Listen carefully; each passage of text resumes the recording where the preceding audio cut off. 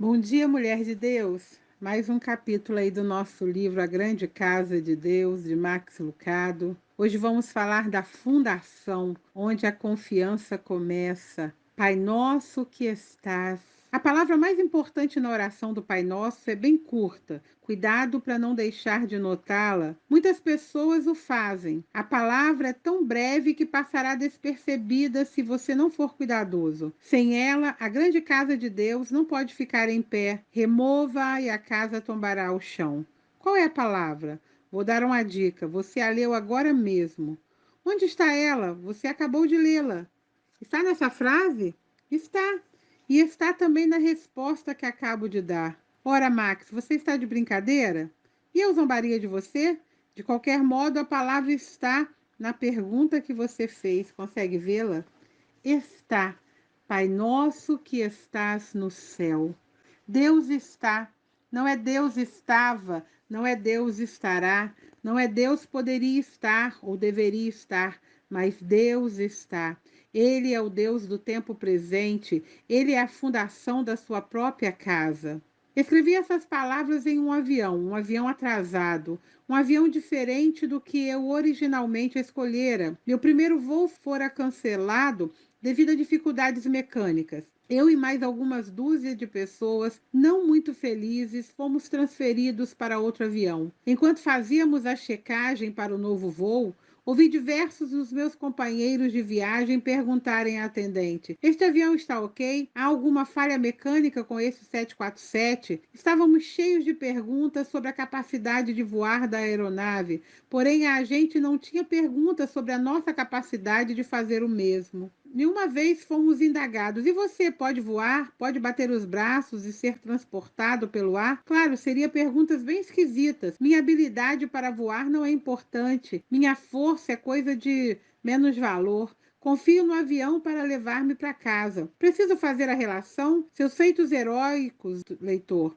por mais nobres que sejam, não são importantes. Suas credenciais, conquanto brilhantes, não interessam. Deus é a fundação desta casa. A pergunta-chave na vida não é quão forte sou eu, mas quão forte é Deus. Concentre-se na força dele, não na sua. Ocupe-se com a natureza de Deus, não com o tamanho de seus próprios bíceps. Foi isso que Moisés fez, ou pelo menos foi o que Deus mandou que ele fizesse. Lembra-se da conversa na sarça em chamas? O tom foi estabelecido na primeira sentença. Tira os sapatos dos teus pés, porque o lugar em que tu estás é terra santa. Com essas 17 palavras, Moisés é matriculado numa classe sobre Deus. E os papéis são imediatamente definidos. Deus é santo. Aproximar-se dele, ainda que sobre meio centímetro de couro, é pomposo demais. E à medida que lemos, descobrimos que nenhum tempo é gasto convencendo Moisés do que este pode fazer. Porém, muito tempo é despendido explicando a Moisés o que Deus pode fazer.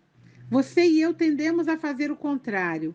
Explicaríamos a Moisés que ele é a pessoa ideal para retornar ao Egito. Quem compreende a cultura melhor do que um príncipe? Então lembraríamos a Moisés o quão perfeito ele é para viajar pelo deserto. Quem conhece o deserto melhor que um pastor? Gastaríamos tempo revisando com Moisés o seu currículo vitae e a sua força. Vamos, Moisés, você pode, faça uma tentativa. Mas Deus não. A força de Moisés jamais é considerada. Nenhum estímulo é oferecido, nenhum tapinha nas costas. Palavra alguma é dada para revigorar Moisés. Contudo, muitas palavras são usadas para revelar Deus. A força de Moisés não está em questão. A força de Deus é que está. Devemos parar para uma explicação?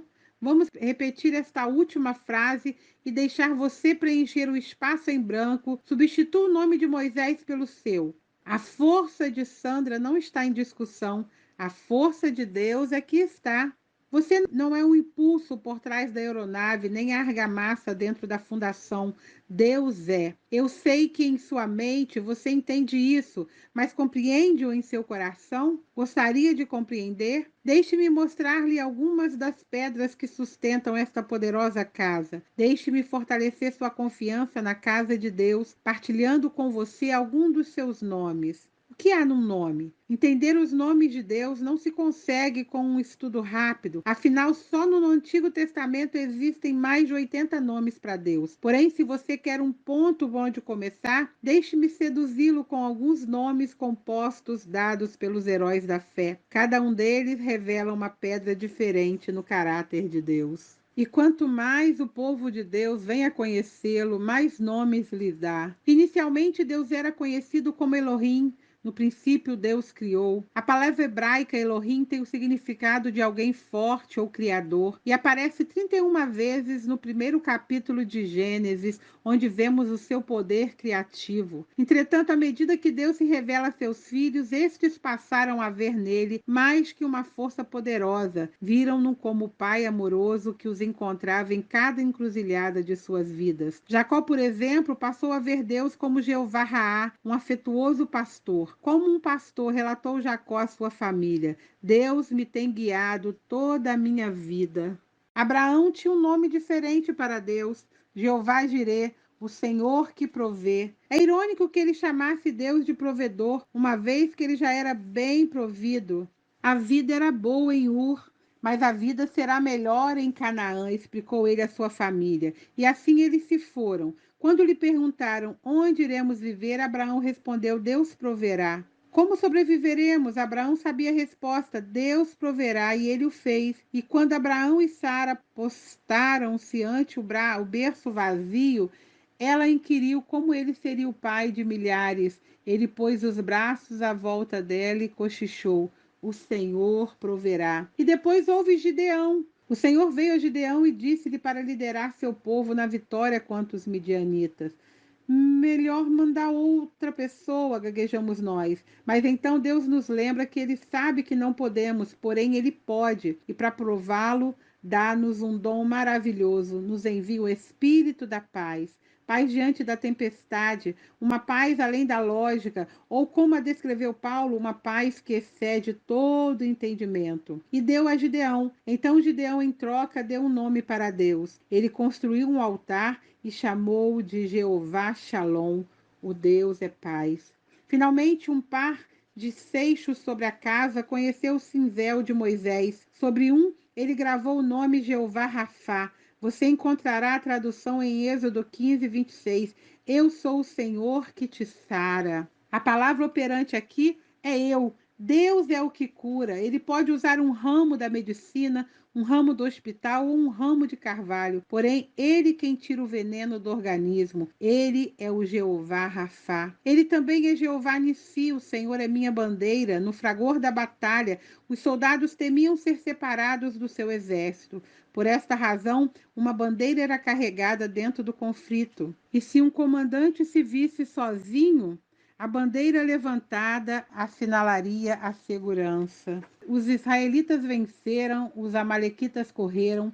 Moisés construiu um altar para Deus e cinzelou um novo nome sobre uma pedra: Jeová Nissi, o Senhor é minha bandeira. Estes são apenas alguns dos nomes de Deus que lhe descrevem o caráter. Estude-os, pois algum dia você poderá precisar de cada um deles. Deixe-me mostrar-lhe o que eu quero dizer. Quando você está confuso quanto ao futuro, vá para o seu Jeová Raá, seu afetuoso pastor. Quando estiver ansioso por provisões, fale com Jeová Jirê, o Senhor que provê. Seus desafios são grandes demais. Busque ajuda com Jeová Shalom, o Senhor é paz. Seu corpo está doente, suas emoções enfermaram. Jeová Rafá, o Senhor te cura, o examinará imediatamente. Você teme como um soldado ficar abandonado atrás das fileiras inimigas? Busque refúgio em Jeová Nissi, o Senhor é minha bandeira. Meditar nos nomes de Deus faz você lembrar-se do seu caráter. Pegue este nome e enterre-os em seu coração. Deus é o pastor que conduz, o Senhor que provê, a voz que traz paz na tempestade, o médico que cura o doente, a bandeira que guia o soldado e, acima de tudo, Ele é o seu Deus. Amanhã tem mais, na próxima devocional, mais um cômodo da casa. Se tu abençoado, tenha um dia de bênção, de vitórias, o Senhor é contigo. Quem é Deus para você? Eu te abençoo em nome de Jesus.